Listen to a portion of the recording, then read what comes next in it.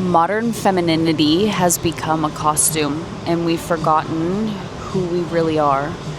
A lot of this, I think, stems from the fact that with the internet and with hype and with so many people having the ability to have valid opinions that are not backed by evidence at all, we now have things like the trad wife era, soft girl era, boss babe era.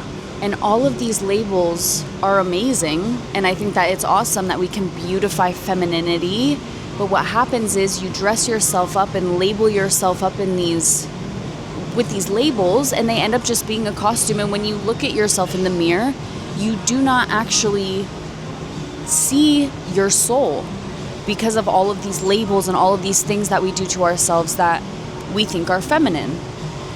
I recently removed my lashes. I got fake lashes just because I film so much content and it's easier to look put together. And for me to fit this standard of what other people perceive as beautiful feminine and put together feminine on the internet.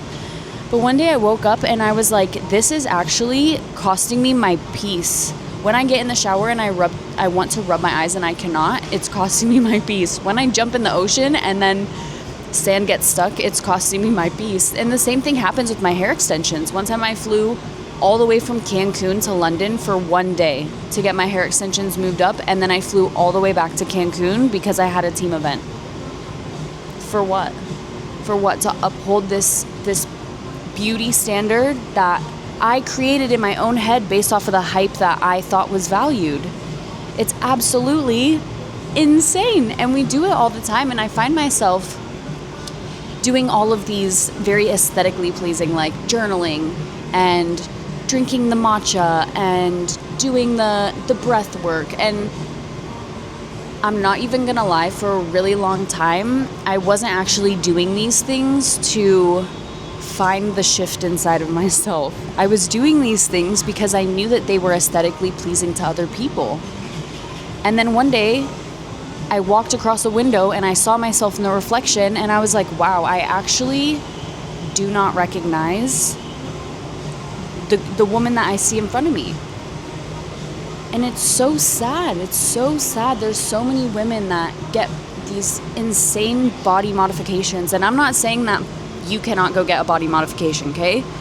I will do what I want with my body. You do what you want with your body. But to have a foreign object inside of your body that is not supposed to be there, you cannot tell me that that is comfortable.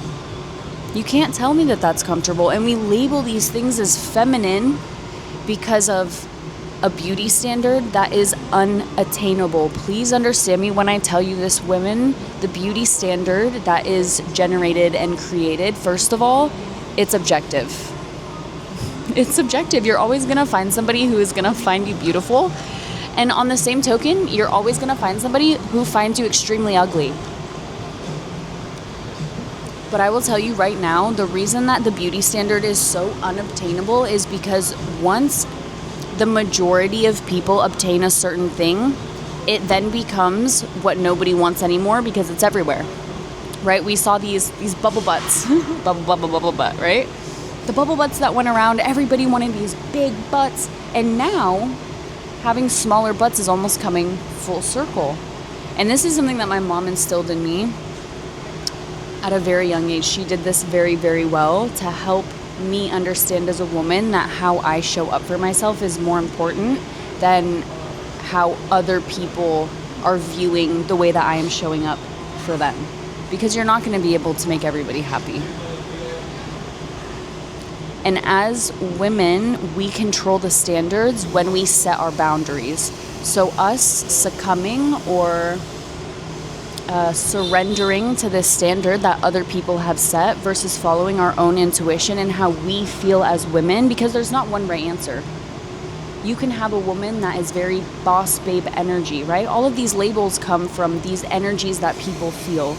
But you can have two different boss babes that are boss babes because of their energy, and they show up for the world in very different ways. But because you can't label that energy, you just say, oh, this is a boss babe, right? Savannah Stone, for example, the trad wife, she's a big, big figure now, right? I'm sure there are other trad wives that are trad wives, but Savannah Stone and that individual are very different, but they're both considered whatever the world has labeled them because of the way that they show up in the world.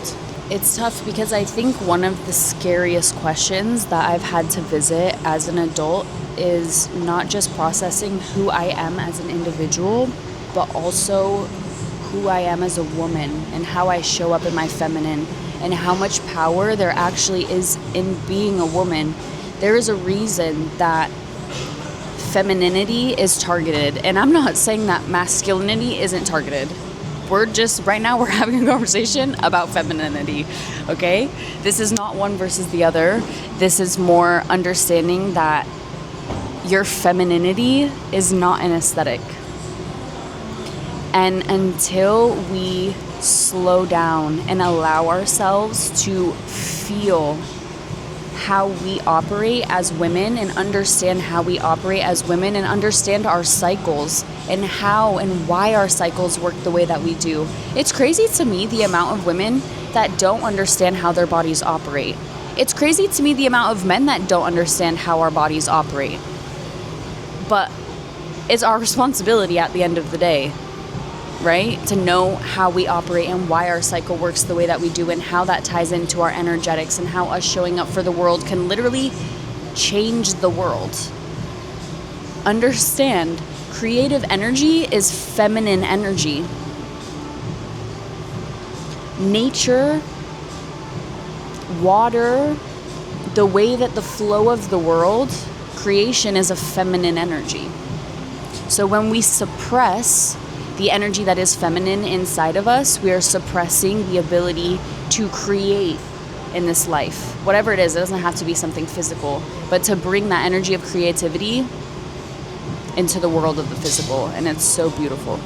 So I urge you not to wear your femininity as an aesthetic, and when you journal and when you light these candles and when you're doing your breath work, do it for you. Do it for your inner child. Do it for the woman that you do it for the woman that you lit on fire for so many years to validate other people and validate your place as a woman in this world for other people. So beautiful. See you guys tomorrow.